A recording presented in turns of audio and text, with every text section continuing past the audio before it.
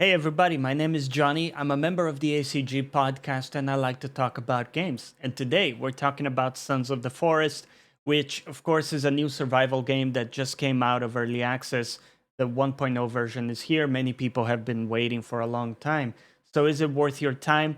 I'm going to talk about the three main aspects of the game for me, which are exploration, crafting and building, and then combat. Let's see if this game has some legs to stand on or if you should take a skip with so many survival games dropping in the scene. Let's get into it. And I want to start talking about the building and the crafting itself. So I loaded up a little house that I was building here.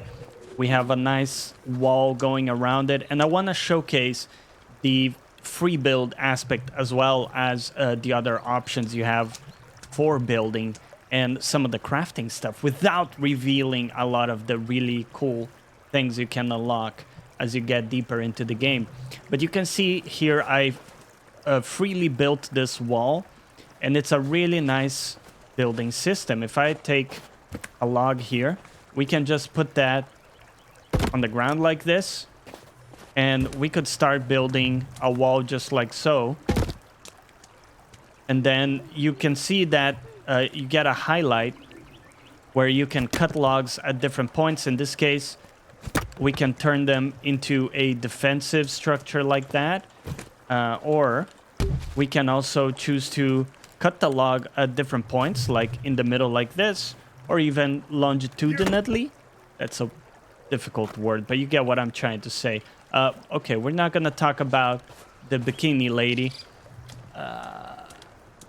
And I built this house with the free build system. Now, the game has two build paths for you. You have the free build, where you take logs and you fully do what you want with them. Like I showed you, you can cut them at different levels and different ways. You can do all sorts of cool things with it. Or you can use the prefabs, right? So, for example, I could choose to build a small log cabin here.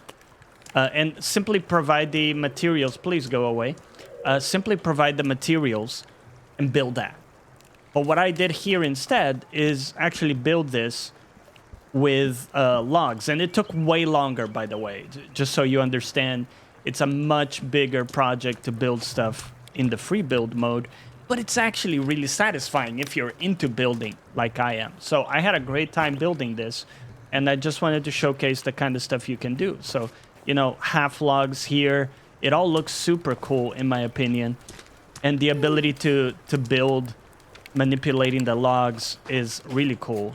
For example, here, we can also turn that into a gate, like so.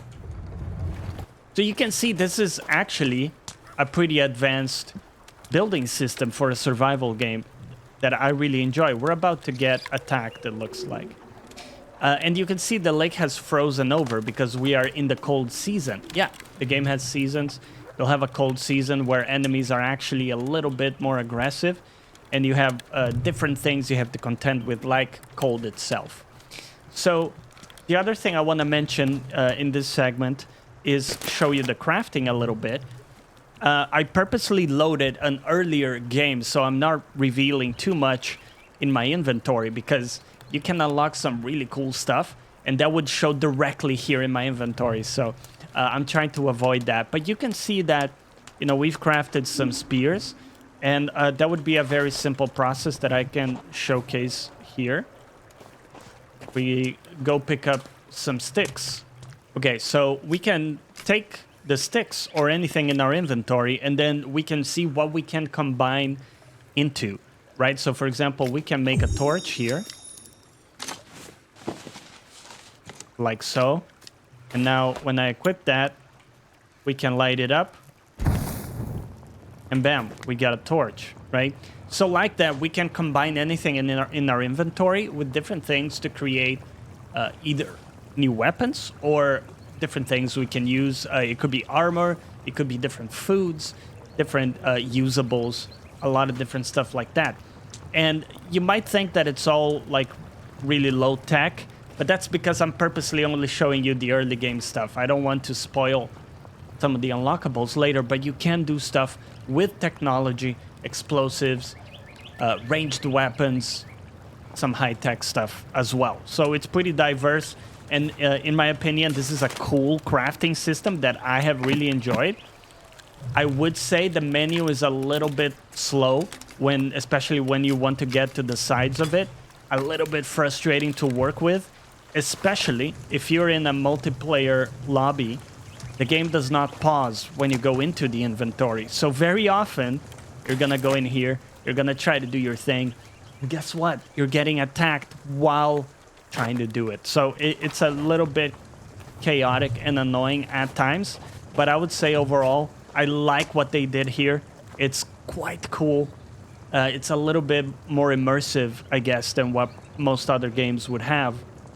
And I particularly liked the crafting system once I got used to the clunkiness. And I think the building system is a real highlight in this game.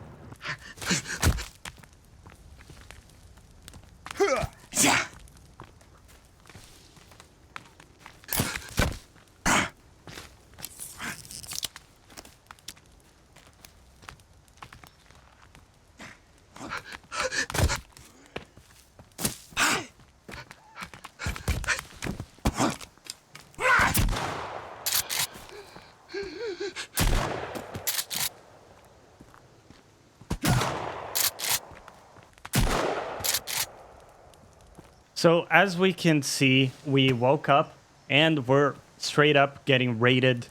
This is something that happens very often in the game, and this leads me into combat. Now, I don't think combat is very good, and I will explain why.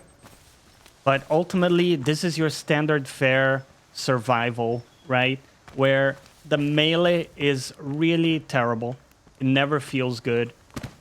Let's burn this guy's body here. It's the basic thing where you have to try to stay away from the melee attacks of enemies and then go in for a hit. It's very usually clunky.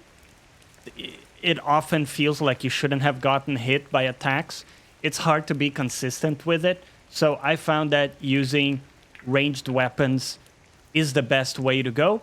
But ultimately, it kind of feels like a workaround, right? It feels like a crutch. Once you unlock some of the ranged weapons, like the one I showed you there, it just allows you to get through the combat in a lot more of a painless way. But it always feels like a workaround, like, you know, you're getting around something annoying rather than the combat being something exciting and cool. Now, there are some cool enemies that you find in the game that I don't want to show here. Some creepy enemies, and that's part of the, I guess, kind of magic of the game is the creepiness, the mystery and scare factor when you find some monsters and different things. But I would say overall, like, the combat itself is more of a hindrance than it is a feature in the game.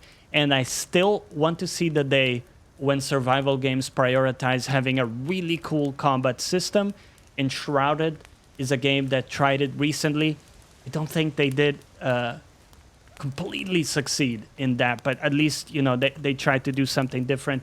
I think here they didn't really evolve the combat much from the first game, and certainly it's very standard fare for the survival genre. So let's talk about the exploration in the game. And one really cool thing is that you have these zip lines that you can use with this gun to create a kind of zipline system to get up into cliffs and things like that, where otherwise it would take you a long time to go around terrain. So that's a really cool addition, in my opinion. I'm a big fan of zip lines, and when you go spelunking in caves, they also come in really, really handy. Now, another thing is you have a glider in the game, and the reason I want to reveal this is because it really changes the way you experience the game. Let me just show you. We can just jump off this cliff. And without losing any altitude, basically, we can just glide infinitely. And we can almost get anywhere by doing this. It's really incredible. You can really use this to explore any areas in the game. And the game also has other modes of transportation that I won't show you right here, so you can discover them by yourself. But I think that's one of the ways they have innovated and improved upon what was there in the original. I really think exploring is a lot more enjoyable in this game compared to the first one. I actually really enjoy doing that. And one of the things that I noticed is that it's mostly just jungle, which is what I would expect. You know, I would expect in a big location like this to have some points of interest. Let's pick up our glider. Hey, come back. I would expect to have some points of interest, of course, but I would also expect a lot of just emptiness and traversing terrain. And I love being able to do that without getting attacked by a random boar or something like it tends to happen in other games like Ubisoft games. So I do enjoy that aspect of it. But, you know, again, going back to the combat, it is kind of relentless how you're being raided by these enemies all the time. Even when you build a base with a wall, they're attacking your wall constantly and bringing it down.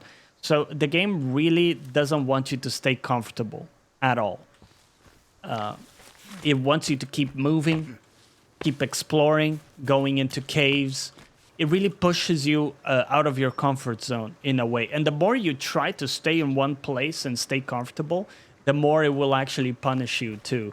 So there does seem to be a tension between the sort of wanting to build a cool base versus what the game is pushing you to do. You could play this game without building anything really and just going, you know, from point of interest to point of interest and just live off of what you collect in those. So there's a weird tension there in that building is almost discouraged in a weird way. You really have to want to do it, and then you have to put up with a lot of inconveniences that the game throws at you.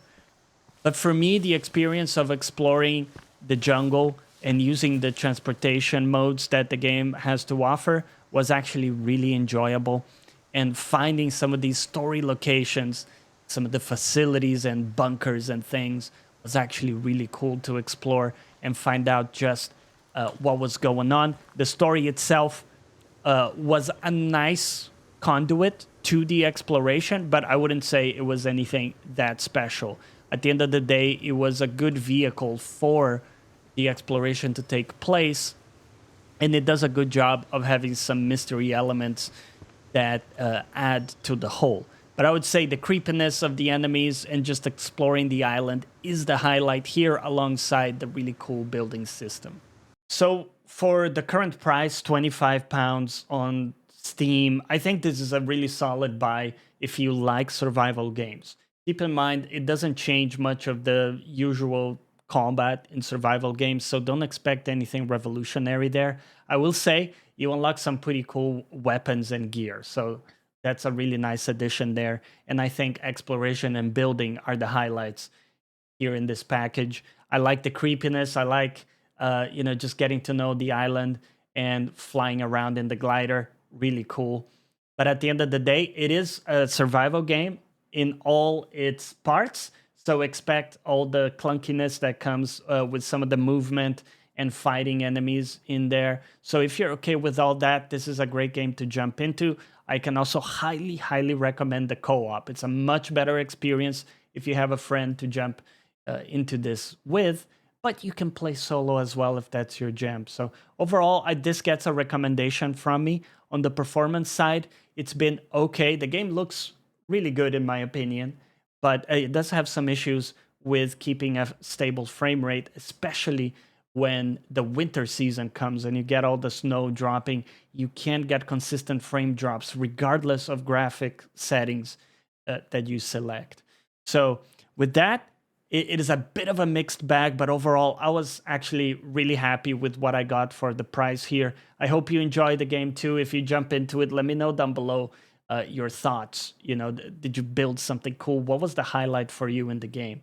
And with that, I'll see you next time, everybody. Thanks for watching.